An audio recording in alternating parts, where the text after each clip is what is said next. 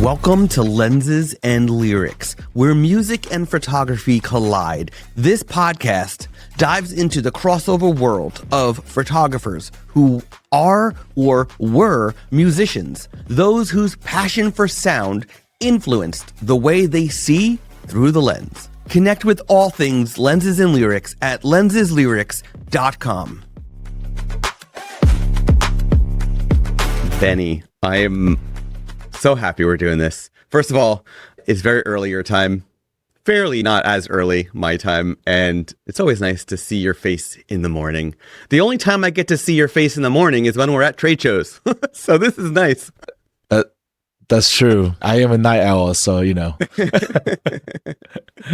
So I'm going to kick this off with, tell me about your history with music. I know that originally when you were like, hey, would I be a good fit? You were a little hesitant. And I'm like, it doesn't matter how deep in music you were before going into photography. I want to hear about it, because the crossover in the industry, which I do plan on surveying the industry to get a good sense of the true crossover percentage. But the crossover's got to be pretty big. So tell me about your history with music.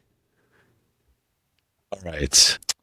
I want to say, okay, so one of my first instruments I ever played was a violin. Mm-hmm. And that was back in, so there's a little family fun history, I guess. Okay. I grew up watching my oldest brother learn violin. And then I don't quite remember my second brother playing piano, but that's what my parents were like, oh, one played violin, one played piano, they'll be perfect duets, Mm-hmm. But then when it got to me, because I'm 6 years younger than my second brother. So when they got to me, they're like, they gave up, they're like, just like, whatever, right? So they didn't even offer to take me to a music lesson. Mm-hmm. because I remember my oldest brother playing violin. When I got to middle school, I was like, I want to play violin. Like, there's an orchestra. So my parents were pretty shocked. So I was able to use my brother's violin to get some private lessons. And then I was in orchestra all the way through high school. Yeah, I played violin, yeah. Cool. And when you were playing, like, what was your favorite type of music to play? Was it the classics, for lack of a better word? Yeah. Or is it musicals? Was it something more modern? Like, what was it that you really liked playing while you were playing it? Okay, so if you ask me to remember names, I can't remember. But I really love like melodic ones. So like Mozart as one of those, or like the famous like Fur-Elise type of songs. Yeah. So anything that has like a very melodic feel to it, like, but I feel like back then when we learned instrument, it was kind of unheard of to like play modern music, right? Like with violin. Yeah. I mean, nowadays you like, if you hear that people use like classical instruments play like pop music, right? It kind of integrate it into the pop genre, or like, I don't know, heavy rock kind of thing, right? Yeah. But back when I was learning, it was mostly just like classics. Yeah. It's interesting because you brought up like integrating violin, for example, to pop music. There's so many types of music these days that I would say in the past maybe 15 years, where violin, cello, these instruments that you wouldn't expect to be in rock, right? Or metal, like, or, heavier hitting music that you wouldn't expect these instruments to be in, and now they're in it. And it's just, sometimes it catches you off guard. And sometimes those instruments are the forefront. But my favorite is, because there's a band, I don't know, I want to say they're from like the Midwest somewhere, but the band's called Cursive. And the cello's like, besides from the singer's voice, which is quite unique, the cello's what stands out the most.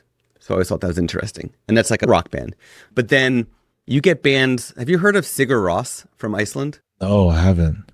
So they are a very sort of ambient type band. And I don't think they have a violin in the band. However, the guitarist experiments a lot and actually does use a violin bow on his guitar. Oh, And it's super what? interesting. Yeah. Wow, how do you even do that? Because the guitar is flat. Yep. Because violin, violin there's a bridge, so it's bowed. Yep. Interesting. It's very interesting. Yeah. If you hear the music, it might make more sense because it's a lot of Okay. it's a lot of that like constant one chord going for a little bit Okay. and with some effects, and it's really interesting. But so was there a defining moment while music was something you were focusing on? Was there a defining moment that stood out? Maybe a solo performance or something like that stood out from the violin? Not quite the violin. I think violin was like I think just something I grew up watching my brother doing, so I think I just naturally wanted to do it. Okay. But I actually went into playing drums for a while. Okay. So it was like kind of the opposite. Yeah. Right? So like, yeah. And then, so I was like and then drums, I actually never had a private lesson. The only reason I got into drums was because I was very involved in like youth group, right? Church and stuff. So I wanted to play. So I ended up picking up drums just to play on the church, like worship team. And so that was like that was more of a actually playing in front of people than like the violin. The violin was more like, part of the orchestra. Like, you only have like a concert like every so often, right? Like throughout the school year. Yeah. But yeah, and then. So I don't know. From the drumming, is there a moment that really stood out? Like you have a memory to this day of, for example? I think not like I don't have particular. I just remember like I just remember playing it, and then of course you're like on stage playing, and then that's all I kind of just remember. Like people like it, right? Because especially if you're playing like a worship songs, like you cannot mess up really, right? Because the drums are like the main beat to the music. So I just remember like don't ruin people's mood, like that's yeah. My wife this year was moved from teaching in the middle school to teaching in high school for the first time ever in her entire teaching career. They moved to the high school. Wow. And her first day of school, oh no, it wasn't the first day of school. It was the day before. It was like a teachers only day, right? But because like the football team and the marching band, and they all start practicing over the summer prior to the school actually starting, they had drumline to welcome all the teachers into the school that day. Oh, that's cool. Yeah. So my wife for the first time ever experienced a drumline. Oh, wow. Yeah. That's amazing. That to me, like drumming is so impressive. When you're a good drummer, it's really impressive. But a drumline, there's almost nothing more impressive than a drumline. When they're like perfectly in sync. It's like, it's the top. Yeah. Top of the top. Yeah. Yeah. It's so impressive. Yeah. So what made the shift from, you did some violin, you did some drumming. How'd photography come into your world? Like how'd that shift come? Okay, so photography has always been kind of in my life. Like I think it's just my dad was a big camera guy, so whenever we had like family trips, we would have trips with like his group of friends. So like we would have like a bunch of the our little ones, so we all go together. And my dad, so among his group of friends, he was always a photographer. So he was the one that would document everything. So I kind of picked that up as I was growing up. So even for my friends in like middle school, high school, I usually will have a camera with me. This is the 35 millimeter days. So I would always have it with me. And then, so I would just already start documenting. But for music wise, I've always been into like slideshows. So this is before like Animoto type of thing, when music are syncing to the pictures.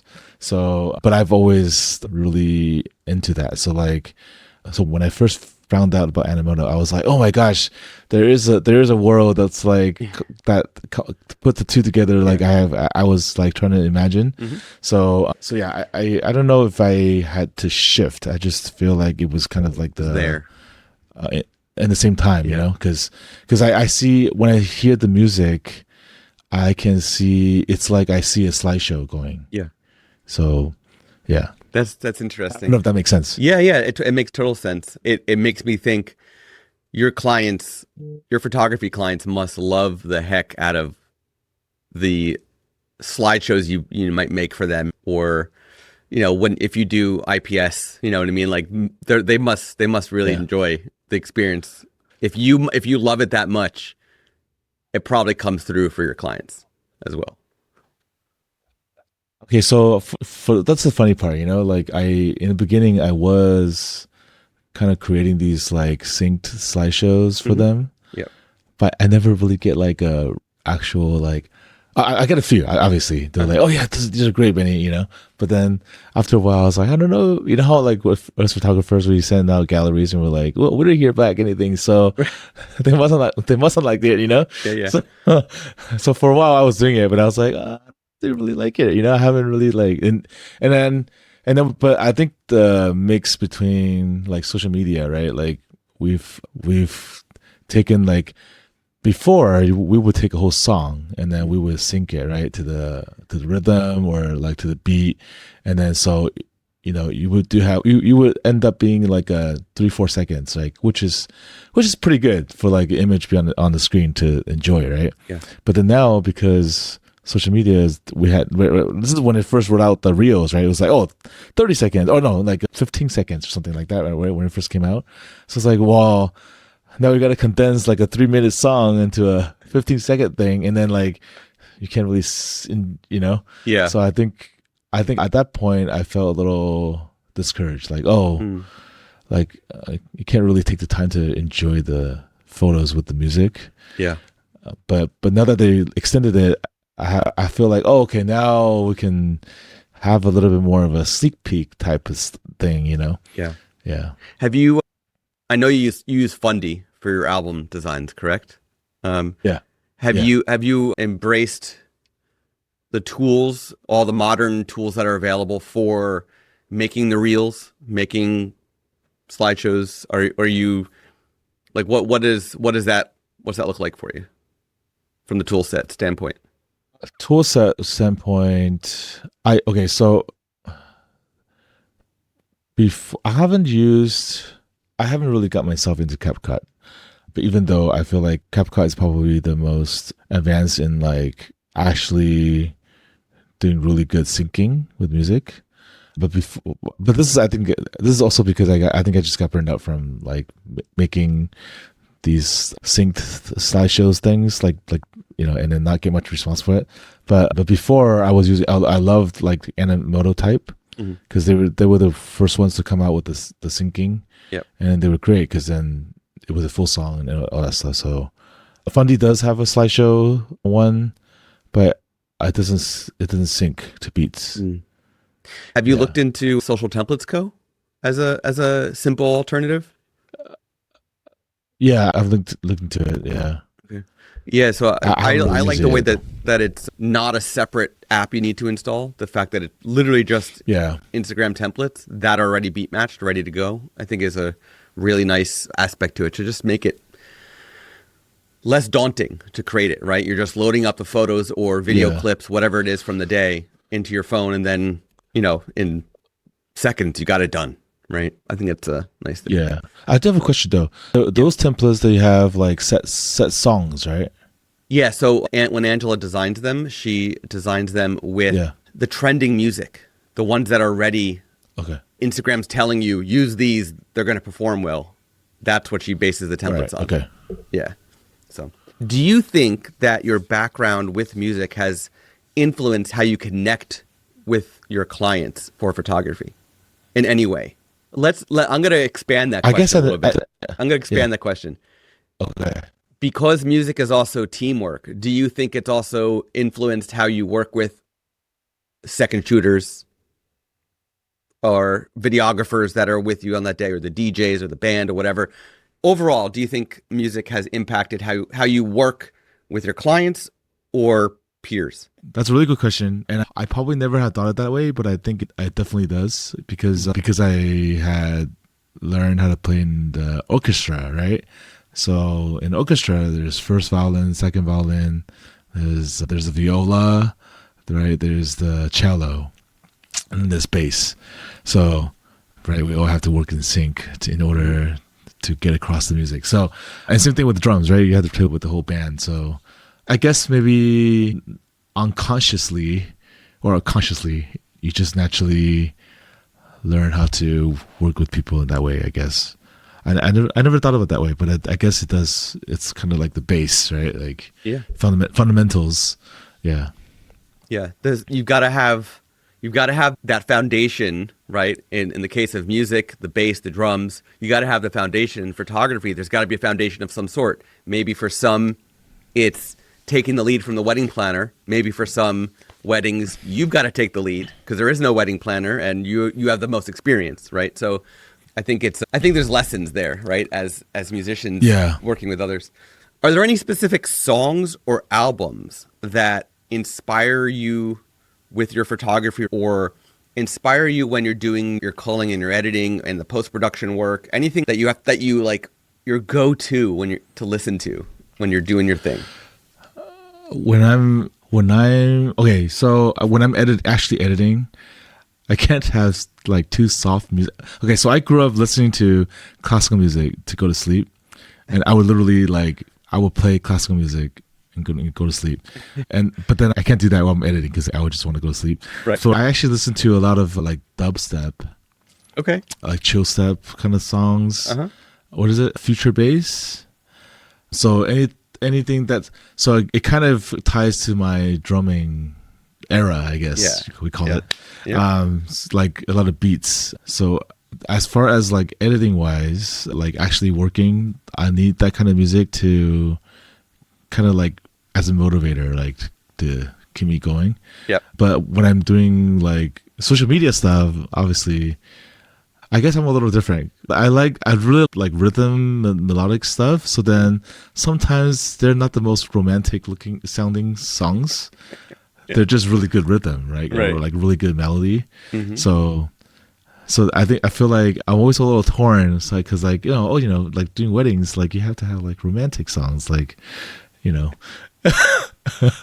but I'm like, I listen to like, even though the lyrics can be really good, I really more focus on the melodic side. Yeah. So that's cool. So I don't know. I always feel a little torn, like, I should have more romantic songs on my on my page, because weddings. Yeah. Oh, that's good. That's good. So, if you could photograph any musician, whether or band, past or present, who would it be and why? Ooh, that's too many. I guess for photo wise, like, cause you like, in order to capture like an actual action, right? Like in photo, I feel like it has to be like very emotive, right? Like very action. So I guess my first artist that comes to my mind is like, have you ever heard of Vanessa Mae? Oh. She's actually the first one to, but you've heard of Lindsey Sterling, right? Yeah. Oh, yeah. Okay. So Vanessa Mae is actually the first one that ever brought electric violin in with pop music or like rock music before Lindsey made it like more streamlined. Yeah. So in that way, I feel like if I were to capture somebody, it would be like a lot of action shots, like playing violin, like actually like rocking out to music. I feel Vanessa? like that would be, Vanessa Mae. Okay. I mean, she was the one. So Vanessa I'm is looking more her up, like by the way. rock I'm just style. Googling her. Yeah. So Vanessa Mae is more like rock style, right? Like she's very like, it's very classical, but it's still very rock. But Lindsey Sterling is a little different. She's like more ballet type, right? Like she's more like spinning, like like kind of dancing. She's like I consider her cinematic. Like she's performing. Yeah, okay. More than just Performing, rocking out. yes. Yeah. Yeah, so she's very like, she's kind of flows like with her dance, right? Yeah. Vanessa Mae back then, it was more like it was already very like what do you call it? Like the classical people didn't like it because she had brought like classical music into like this rock, theme, but then she was like, yeah. So anyway, I feel like she's the first one that comes to my mind. Like, nice. I would want to photograph her. Yeah. Great answer. I'm definitely going to listen and watch some videos of her playing later when we're done. Yeah, I love watching Lindsey Sterling, so it'll be a nice treat to. So Lindsey Sterling, I feel like she plays a lot of like pop, like more popular music, like pop music, right? But Vanessa Mae at the time, she would remix the classical music with like a rock style, Yeah. So it's like classical music, but it's cool. Like rock remix. Yeah. I'm excited to listen to that. Okay, so improv is like a key in many styles of music, right? How does that spirit of improv translate to your work as a photographer, especially in unpredictable live settings like weddings can be? I mean, I guess that's a good question. Let me think. I think for violin, it's probably I don't know. I guess for violin it's a little bit more different because you're the main melody, right? You play violin mostly, so you kind of just follow what's in front. But I guess I don't know. That's a good question. I guess when I was playing violin, I didn't get into the like improvisation too much. Mm-hmm. So, but I can see that as a like a true pro, then you can improvise because all the chords, right? And you can kind of dance around a little bit within the chords to still sound good, even if you like mess up or something, Right. Yeah. This is going to be a fun one. I've only asked one other person this question. Okay.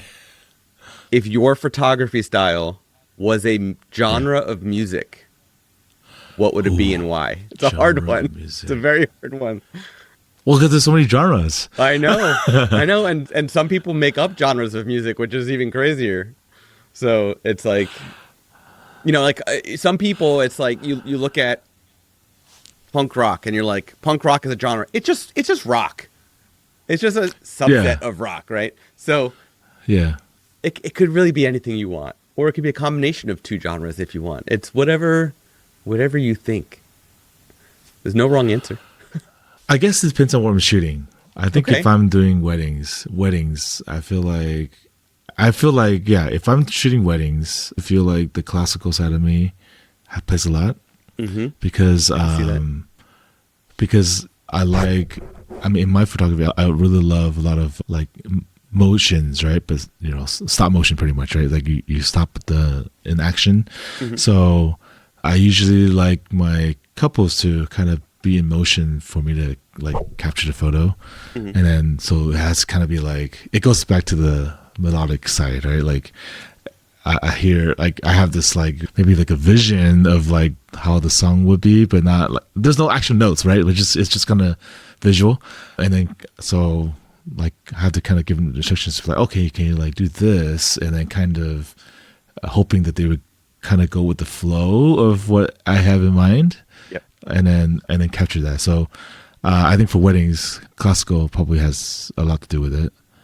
And then, but like one of my favorite things to capture at wedding days are actually the open dancing. Because then sometimes I need to go through my footage sometimes, because I started recording myself like POV. Mm-hmm. But I do this a lot with all the guests when they're dancing, is like some people will just stand on the side, would take pictures of people dancing, but I actually go into the floor, and then I sometimes I'll turn on my video light on my camera, on my flash, so that I can get their attention on me.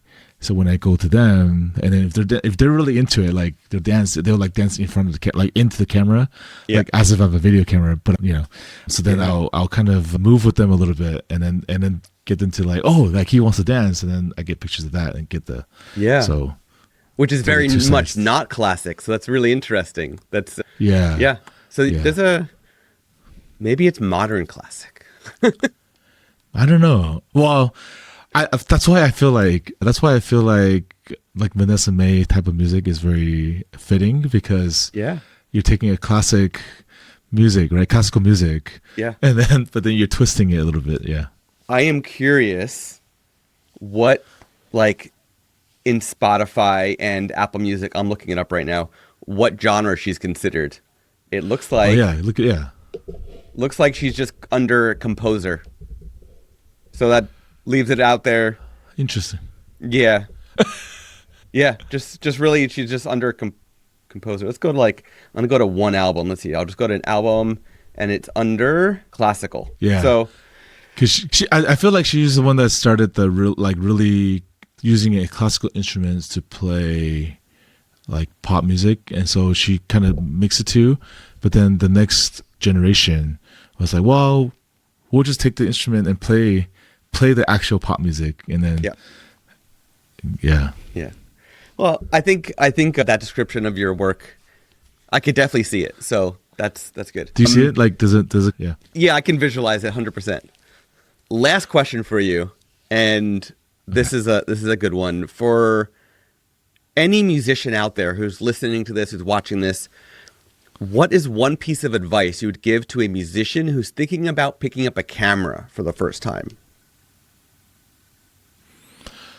Like any instrument, you want to put in as much time as possible, and then right, like let's just say, yeah, any instrument really, like the violin, even drums.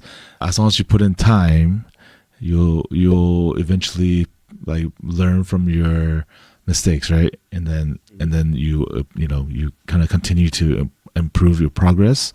So same thing with cameras. Like I think when even though I started very young, like taking pictures with my 35 millimeter like point and shoot, like I still feel like that has taught me to, like, especially with film, right? Like you can't waste your film, so you have to like one by one, and then it teaches you to be patient, because then after you take it, you have to like wait for it to develop.